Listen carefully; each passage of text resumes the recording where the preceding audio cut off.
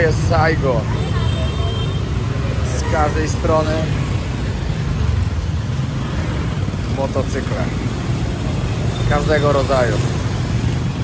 Właśnie jest teraz 17. Ludzie prawdopodobnie wracają z pracy, dzieciaki ze szkoły. No i powiem wam, że się narobił Saigon. Totalny. No i siema. To już drugi odcinek. Mało jest drugi. To dopiero drugi. Nie wiem, jak to lepiej zabrzmi. Z Saigonu. Z największego miasta w Wietnamie. Żyje tutaj w mieście, plus na obrzeżach 12 milionów ludzi. Jest 5 milionów skuterów, no 4,5 miliona skuterków. Dobra, ponad 4. Ale powiem wam, że jest naprawdę jest Saigon. No nie ma co ukrywać. To powiedzenie nie wzięło się znikąd. Przed chwilą przestało dopiero padać. W ogóle się zastanawiam, jak mnie będzie słychać. Jak tu jest właśnie taki rumor z każdej strony. Ale mam nadzieję, że dobrze. Przed chwilą przestało padać i powiem wam, że zmartwiło mnie to.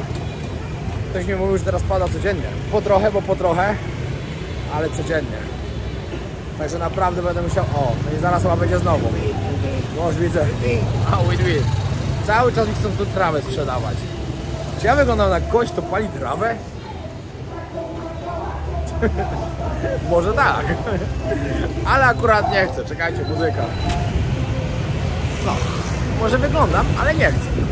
Nie mówię, że nie palę, bo oczywiście raz na czas mi się zdarzy. Wiem, że ktoś pomyśli, że pewnie często, ale nie. Bardzo rzadko mi się to zdarza ostatnimi czasy, a nawet nie pamiętam, kiedy ostatni raz się to zdarzyło. Wow, ale kałuża. Oj, w dupę przemoczyłem buty. Tak jest, jak się patrzy w telefon, a nie pod nogi. Czekam właśnie na Łukasza, który ma tutaj przyjechać. Co będziemy robić? Nie wiem.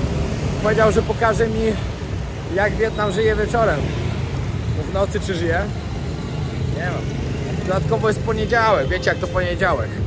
Znaczy, nie licząc Tajlandii. Na przykład w Tajlandii na Phuket, to na Patong dokładnie codziennie jest sobota, także czy jest poniedziałek, wtorek czy środa, to jest nieważne. I tutaj na tej ulicy, co ja jestem teraz, na Walking Street, w normalnym okresie to było to samo. Dokładnie było to samo. Ale widzę, że w większości miejsc oni tak naprawdę dopiero wszystko ogarniają, remontują i tak dalej. Patrzcie, możecie zobaczyć, no. Z każdej strony jakieś prace remontowe w tych barach, w dyskotekach. I ludzie czekają na turystów, aż przyjadą.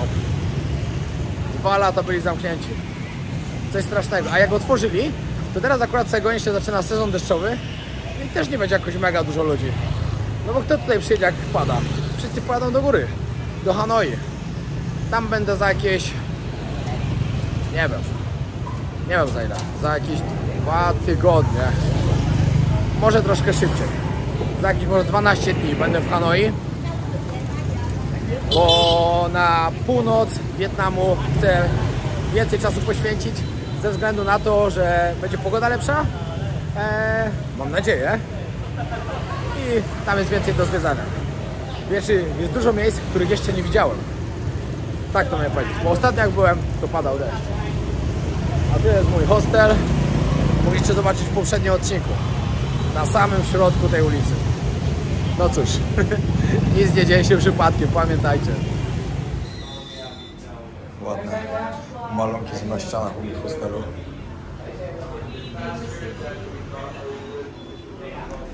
I nie widzieliście w poprzednim odcinku, to wam na szybko pokażę. No hotel naprawdę jest w samym centrum Walking Street i płacę za niego 10 zł, znaczy hostel, 10 zł za noc. Taka łazieneczka.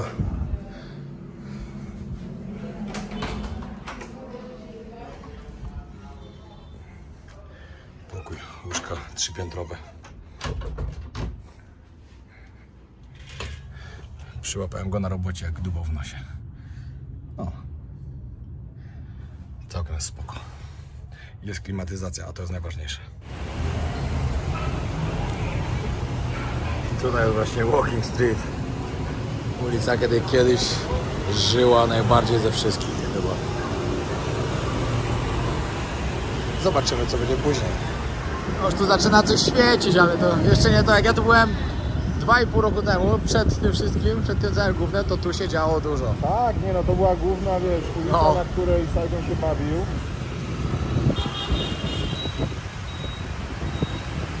Dobra, jest ze mną Łukasz. Cześć, witajcie. Przyjechaliśmy właśnie na grilla. Wołowinka się już robi. Dobra, powiedz po kolei jak się to robi. Okay. Tu mamy wołowinę na ostro, którą będziemy grillować. Tutaj mamy do tego liście musztardowca, które zawiniemy tą wołowinę, będziemy maczać tutaj w ostrym sosie też. Czyli wszystko na ostro, tego. Tak, wszystko jest ostro, tak ostro i trochę też przeczyszczająco nos.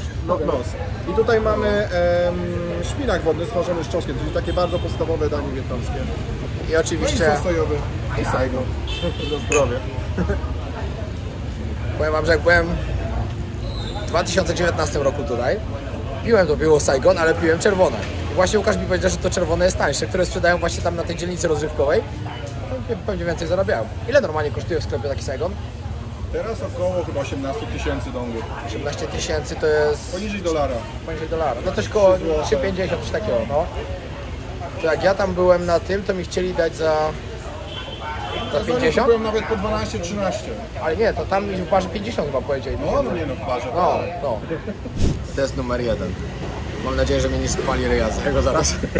Nie. Bardzo jest ostre czy nie? Nie jest tego jak w Tajlandii. Jest po prostu lekko ostre i też takie jak polski chrzan, że ci przyczyści los. W Pakistanie też mi mówili, że nie jest ostre.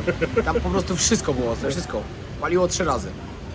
Tam poznałem stwierdzenie, co to znaczy, że pali, ludzie mówią 2 razy, a tam paliło 3 razy. Tak. Bo tam jeszcze żołądek mnie cały dzień palił po prostu. Dobra, próbuję. Wygląda tak. Sosik.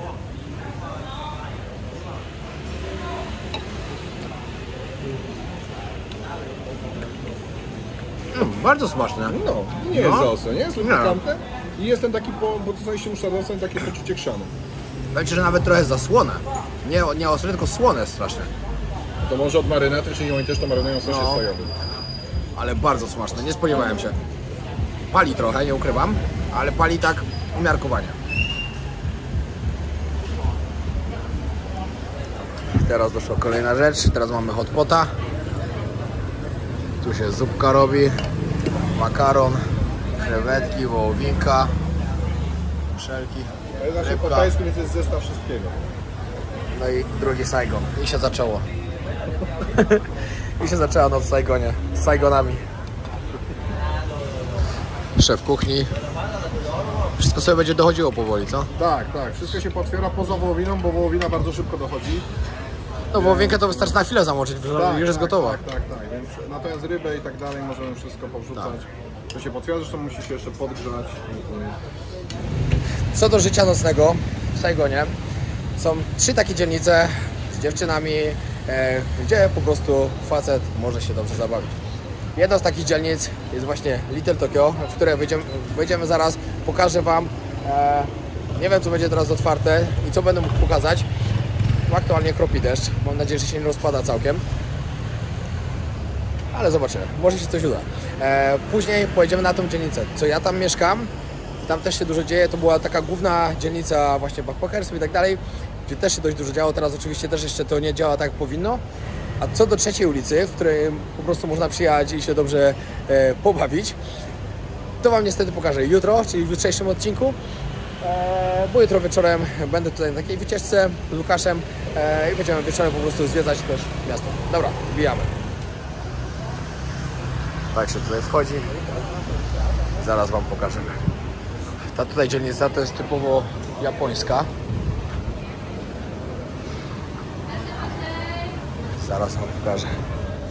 No, tutaj dziewczyny możecie zobaczyć, ale się zasłaniają. Okej. Tam. Wszędzie widać lampiony. Muszę uważać, bo dziewczyny właśnie nie chcą być kręcone. Także muszę uważać. Sorry.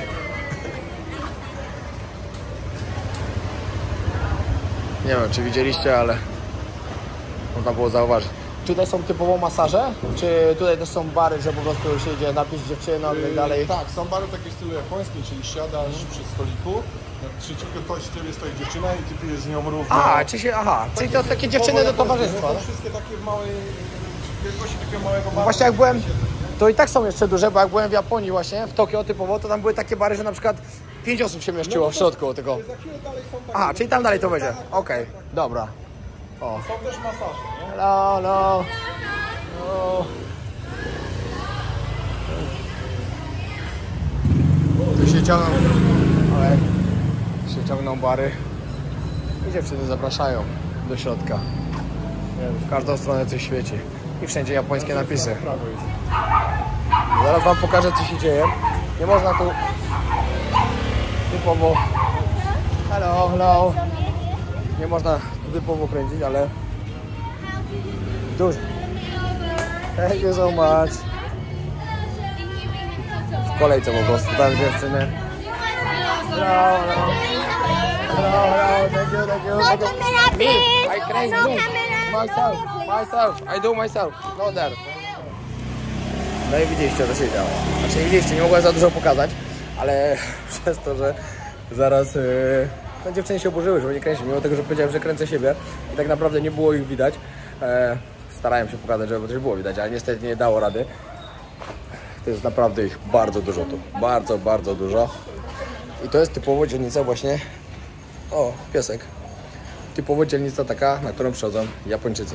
No oczywiście dużo osób wie o tej, wszyscy tu wiedzą o tym, ale typowo jest dla Japończyków, bo tutaj są japońskie biurowce. I tak to wygląda.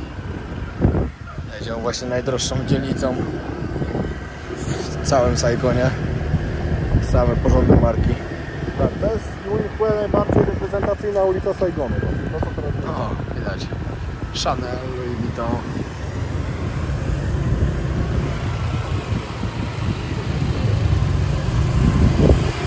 A to co to jest?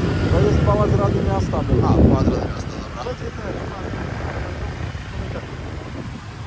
Tu jest hotel Rex, główny hotel rządowy. Tu zawsze jak są wszystkie delegacje, to tutaj śpią. Tu albo w Hayacie. Obama to są w Hayacie. Ten budynek, nie wiem czy znasz historię. To jest budynek, w którym jest bardzo dużo kawiarni. Na każde, tak naprawdę jak widzisz, wszystko to jest osobna kawiarnia. On jest mega stary, w bardzo złym stanie. Tam trzeba, żeby windą wjechać na górę, trzeba zapłacić chyba 15 000 dongów, czy 10 000 dongów. Jest problem taki, że nie chcą go rozwijać. To jest bardzo droga działka, no tutaj widzisz, to jest Times Square, tak same wieżowce tutaj, żeby postawić. Ale że on jest jako zabytek i że ma tą taką strukturę, że są te małe kawiarenki, to Wietnamczycy się nie chcą zgodzić na jego wyburzenie. A nie da się go kurczę odremontować od środka, no bo to jest już konstrukcja, która nie da rady, więc nie wiadomo co się z tym stanie, ale nadal jest takim bardzo ikonicznym budynkiem w samym centrum, takim reprezentacyjnym Saigonu, biznesowym. Ciekawe, naprawdę. No i tutaj jest kolejna ulica właśnie, na którą można przyjść się pobawić. Też z tutaj z samego... Jak ona się nazywa, ta ulica? Ulica Pastora. Pastora, ulica Pastora. Okej. Tego Pastora.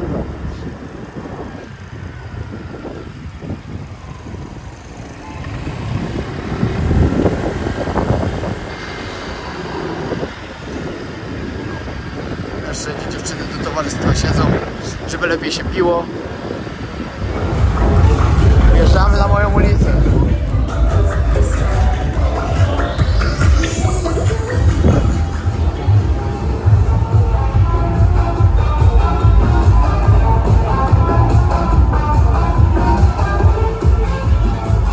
Coś się dzieje.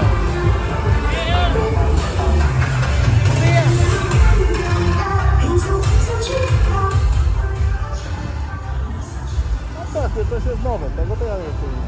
No, coś się dzieje nawet na ulicy, ale ludzi mało. Ale jeszcze wcześniej w sumie. No i poniedziałek.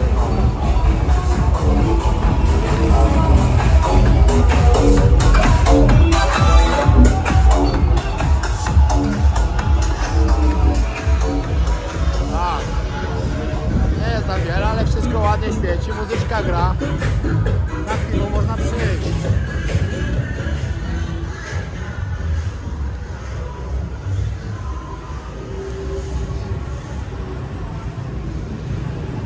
Jak ta ulica się nazywa, bo zapomniałem?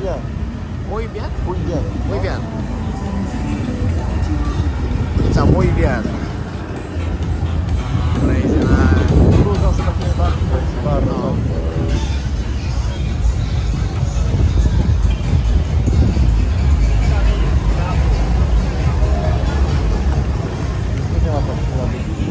Tu były takie takie najbardziej ściskawkowane. To są takie. Te dziewczyny to już są takie naprawdę. Tak już. Dziękuję, jestem zajęty. Mam dziewczynę. Tak, jasne. Chciałem iść na piwko.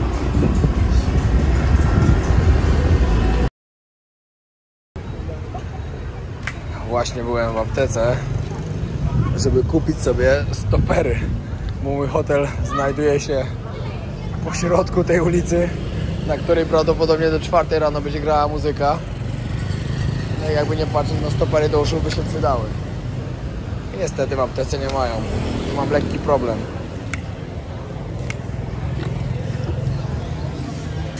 Wietnam da się lubić.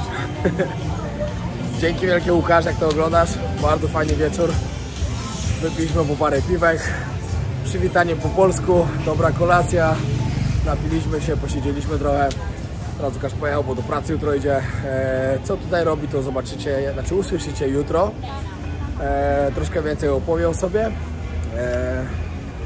Fajnie, powiem wam, że fajnie zawsze jakiegoś takiego jakby lokalsa mieć tutaj na miejscu. Polaka, który na przykład długo tutaj mieszka. O, hello, do you have an earplug? You have? O, czekajcie. No, fajnie mieć kogoś takiego, bo byłem tu ostatnim razem. No to wiadomo, kręciłem się tylko tutaj wokół tej ulicy, którą widzieliście przed chwilą. No bo się nie znało i byłem też tutaj tylko 2 dni. A dzisiaj już Łukasz pokazał mi jeszcze inne uliczki, pokazał mi centrum miasta. Jutro powiedział, że wieczorem przyjedzie, pokaże mi jeszcze więcej. Coś troszkę opowie jutro. Naprawdę fajnie. Właśnie w tym materiale, żeby naprawdę żadna kobieta nie pomyślała, że coś złego mówię. Ja po prostu pokazuję Azję tak jaka jest. Wielu facetów właśnie przyjeżdża do Azji Południowo-Wschodniej na dziewczyny. No, tak jest, no. Czy się to komuś podoba, czy nie, no po prostu tak to wygląda. Ja jedynie pokażę. Oczywiście żadna z nich mnie nie interesuje, bo mam swoją Ale i nie chcę żadnej innej. No ale na vlogach będę wam to pokazywał, żeby po prostu ludzie widzieli, jak to tutaj wygląda. No nie jest to jeszcze tak dobrze, jak było. Dopiero tu od miesiąca jest otwarte wszystko, także jeszcze daleka droga, aż to wszystko wróci do normalności, ale jest coraz lepiej. O, właśnie, mam pomysł. Może wstawię tutaj, jak wyglądało to przed tym, co jest teraz.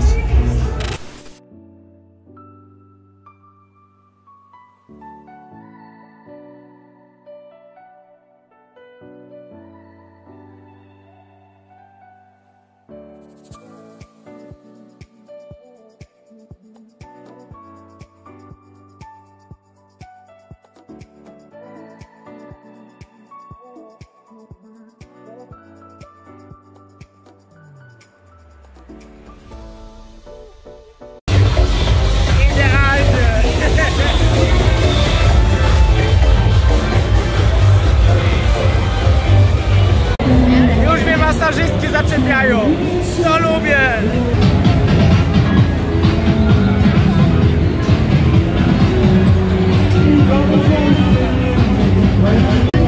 Prawdziwy Saigon. Jak on tym autem tu wjechał, to ja nie wiem.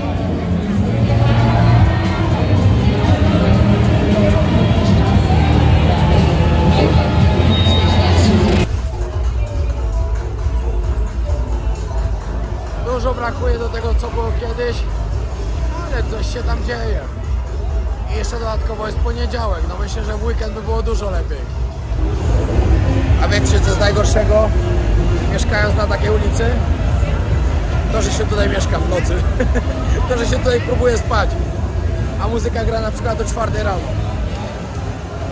A ja byłem całkowicie nieświadomy tego, gdzie biorę hotel. Byłem przekonany, że biorę ulicę obok, a nie centralnie na tej ulicy. Także, o, thank you, later. Tomorrow. Najlepsze hasło, zawsze mówcie tomorrow.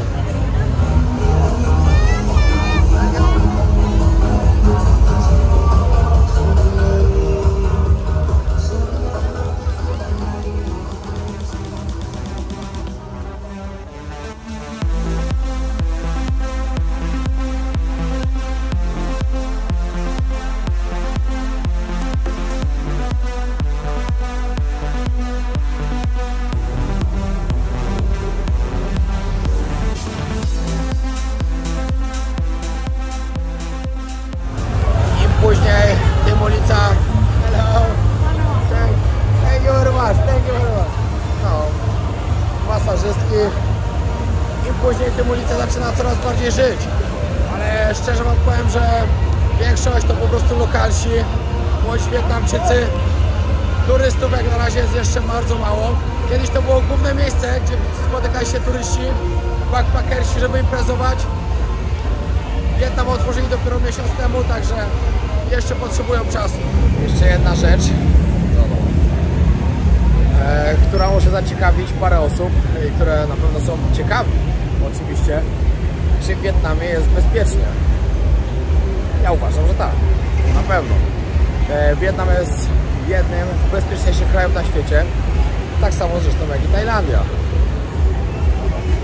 O, idę dalej zobaczyć, coś tam się jeszcze dzieje. Tutaj w wielu miejscach, w okolicach tej właśnie głównej ulicy, gdzie jest Walking Street, coś się dzieje, ale zagranicznie jest mało. Ale z racji tego, że wypiłem parę piw i włączył mi się szwendacz, to sobie chodzę po prostu i patrzę, co się wszędzie wyprawia. Ale szczerze to bym coś zjadł. Na przykład kebaba. O. Ciekawe, czy gdzieś tu znajdę. Byłoby całkiem sympatycznie przyjąć kepsa przed spaniem. Nie całkiem zdrowo, ale sympatycznie. No i co chwilę ktoś do was podchodzi. Oczywiście, czy chcecie kupić marychę, kokę. Teraz jeszcze nawet po trzeci chcę opium kupić. Się pozmieniało. Nie no, marycha to tu jest normalna rzecz. No tutaj bardzo dużo osób gada. W ogóle teraz w Azji Południowo-Wschodniej dużo się zmieniło pod tym względem. No nie ma z tym żadnych problemów. No ale opium? Ja wyglądam jak kogoś, kto takie rzeczy bierze. Pomówmy się, ale chyba nie.